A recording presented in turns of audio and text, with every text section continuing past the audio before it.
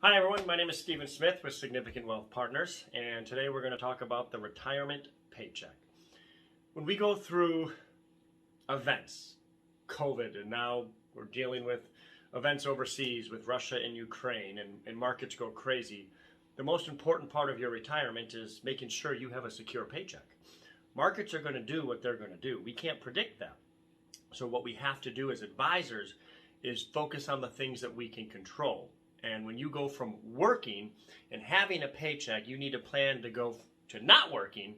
And where's that paycheck going to come from? Because your expenses for most of you are not going to change when you go from work to retirement, right? A little different, right? Your kids are older, through school, maybe you don't have a mortgage, okay, but you still have expenses. And that retirement paycheck needs to be there. There are typically, it's called a three-legged stool that accounts for your retirement paycheck. And those legs, number one, Social Security. Okay. Number two, pension, if you're lucky enough to have it. And number three, savings. So savings could very easily be 401k, 403b, 457, IRA, cash, brokerage, right? Savings. So for most of you, we got to figure out when to take Social Security. If you're lucky enough to have a pension, what is the right strategy? What I mean by that is, are you married? Do you take the life only, the 50% survivor, the 100% survivor? Do you take the lump sum if it's an option, right? There are choices there with a pension. And then obviously, for those of you that don't have a pension, or maybe your pension isn't very large, we got to fill in the gap between what these two provide, Social Security and pension, to what you need, and that's where savings comes into play. For many of us, your savings is invested in your 401k and IRAs. You've been saving, tax deferred your whole life. And now we're at a point where you're going to call upon that money in retirement. Well, you can't ride the wave anymore of the stock market. You can't, because that's unreliable. What people don't realize, and we're going to go through a lot of numbers today, what people don't realize is that between the year, on January 1st of 2000 through December 31st of 2009, the S&P 500 with dividends reinvested averaged negative 0.72% per year. That's what it did. If you retired on January 1st of 2000, expecting that you were just going to take out, the going rate today is 4%, that you were going to withdraw 4% of your money and it's going to last you a lifetime because the market always comes back. Well, you didn't account for the fact that this is a 10-year period. The market made you no money and you're taking out 4% a year accounting for inflation, right? So let's keep it simple. You've got $1 million. 4% of $1 million means you need $40,000. If your million turns into 500 grand because the markets go bad, guess what? I'm well aware 4% of 500 grand is 20 grand. That's not how it works. Just because the market drops doesn't mean your paycheck changes. If that's the amount of money you need to live on, then whether you have $1 million or 500 grand, you still need it. You got the same expenses whether the market is up or down. That's where this becomes a problem. You're not contributing anymore. You're retired. So what do you typically have to do to generate this money? Now, many of you own very similar portfolios, right? You have the same stuff with a different name. You got a large cap, a mid cap, a small cap, international, bonds, emerging markets, right? Maybe some of you own some gold, right? Well, for the longest time, right, if you wanted to be more conservative in retirement, you moved money from stocks to bonds. I covered that in my last video. Bonds may not be more conservative, especially as inflation and interest rates go up. Okay, but that was covered in my last video. What you guys need is a consistent, reliable paycheck. And if you are forced to take out 4% a year, what you're doing in those mutual funds and ETFs that 80 to 90% of you own, right, you're selling. You're selling shares of what you own. Let me give you an example. Right? A very common strategy for people in retirement, well, even pre-retirement, is to just buy the S&P 500. You just buy it. The ticker symbol is VOO. That's the ETF Vanguard S&P 500. That's what it is. Now today, well, it's $397 a share. I'm just going to use $400 a share. Okay, if you buy. Let's just keep it simple. You put $100,000, right, into VOO. Give me a second. I'm going to give you the exact numbers. So 100 grand. You buy 250 shares. So 100 grand into VOO, which currently is $400 a share. You buy 250 shares, right? Now, you need money. What do you have to do to generate that money? To generate that 4%, you have to sell. You got to sell shares. And when the markets are going through bad periods of time, you're not going to come back because you don't own as many shares. The dividend income in the S&P is only around 1.3%. For most of you, that is nowhere near enough, right? So if you got $1 million invested in the S&P, you would generate about $13,000 a year in dividends. For most people, Social Security plus pension if you're lucky, plus 13 grand a year in dividends, that doesn't get you there, which means you got to sell the shares that you own in order to get you there. You have to take that into consideration. Because had you done that between the year 2000 and 2009, you didn't run out of money yet. By the end of 2018, you did run out of money. Because you caught the 3 bad years to start, 2000, 2001, 2002, the S&P was negative, came all the way back through 07, crashed again in 08, and took a while to recover. But the whole time, if you're retired, you need to keep taking money out. You want to travel, you want to live, you want to, spoil the grandkids for Christmas or whatever the case may be, you still need the money. You still have property taxes, utilities, and everything else, right? So when you sell shares, you have to remember you don't recover. So what you need is the retirement paycheck. You need the retirement paycheck to work whether the market is up or down. And when the market's up, we don't have a problem. It's when we start going through events that none of us predicted, like COVID, and we were all quarantined. Although we were lucky, the market bounced back very quickly. Now we're dealing with war, right? What's next? I don't know.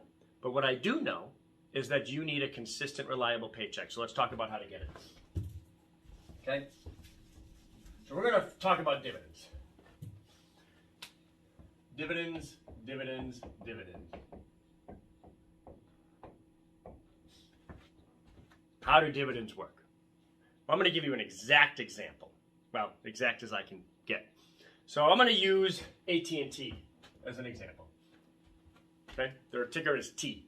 So go to Google and type in T space stock, and it'll pop up. So right now, AT&T is about $23.87 a share. Let's just keep it simple. It's $24 a share. Okay? So in my example here, I'm going to do math again.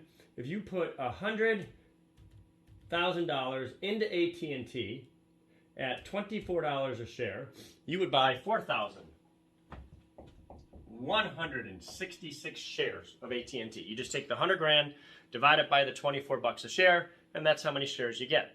Now, we knew we used 24 bucks a share, right? Now, what it will tell you, if you Google it, it will tell you AT&T pays a dividend of $2.08 a share for every share that you own. So simple math, 4,166, 4,166 times 208. Guess what? $8,665, which is 8.66% yield. Okay, that's your income.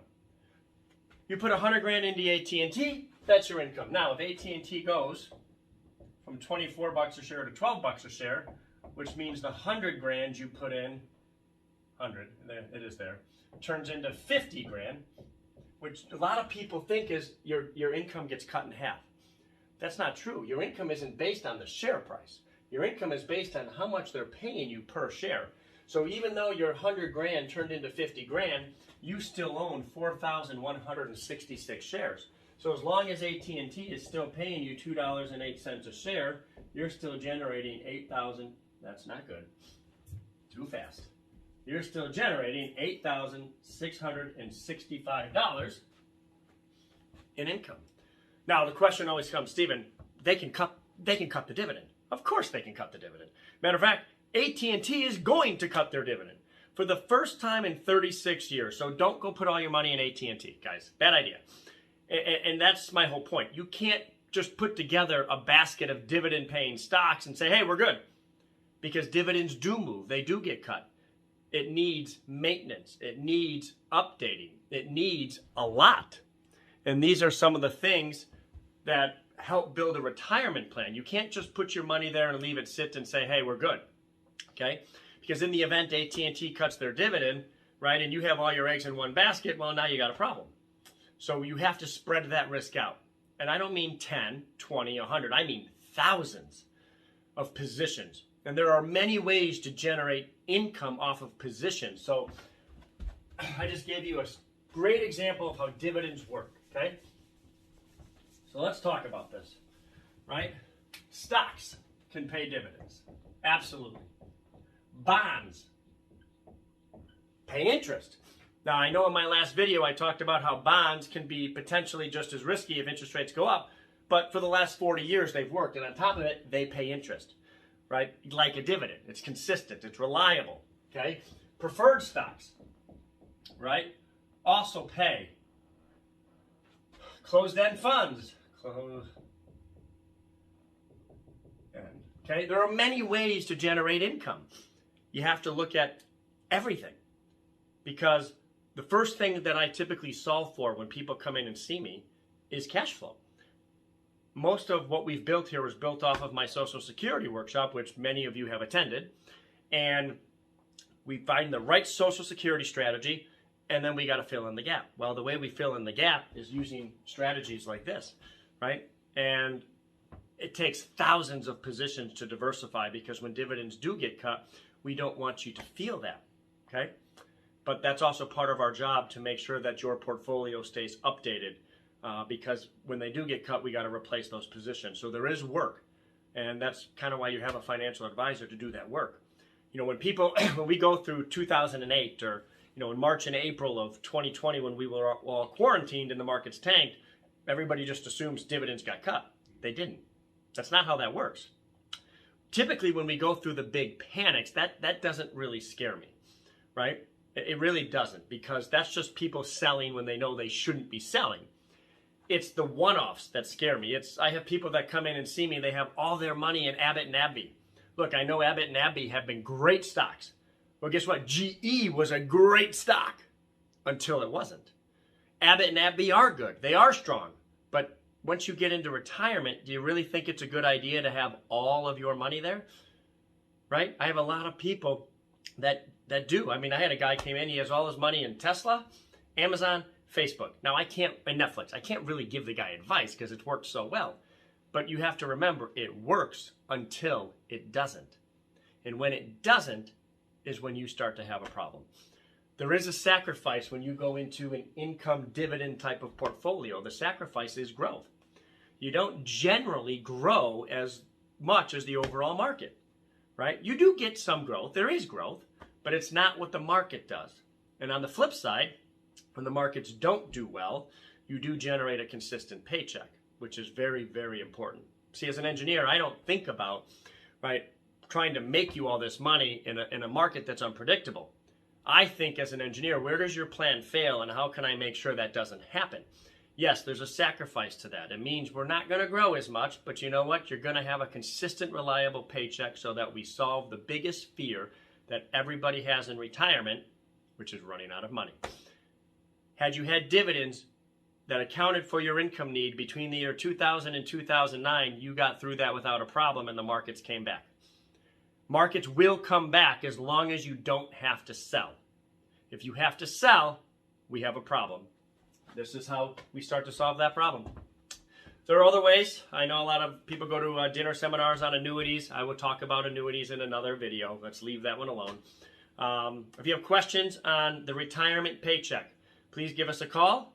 I'm actually going to put all the contact information here. First off, you can email me questions, Stephen, STEPHEN, at swp360.com. Hopefully that all got on the board. I think it did. Okay, you guys should be able to see that. Now, phone number. If you have questions, just call Tammy. She will help get this set up.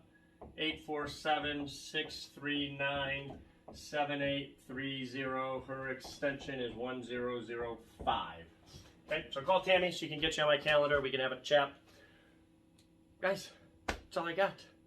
If you like my videos, please let me know. Also, the questions you asked help me with future topics. And I have a lot of future topics coming. So we have to talk about how to make your income tax efficient. We need to talk more about inflation. I do have an inflation video on bonds, but we got to go further. Healthcare, Medicare, long-term care, estate planning. There's a lot we can talk about. So again, ask questions. It helps me. I hope these educational videos help you. Thanks. Have a wonderful day. Bye.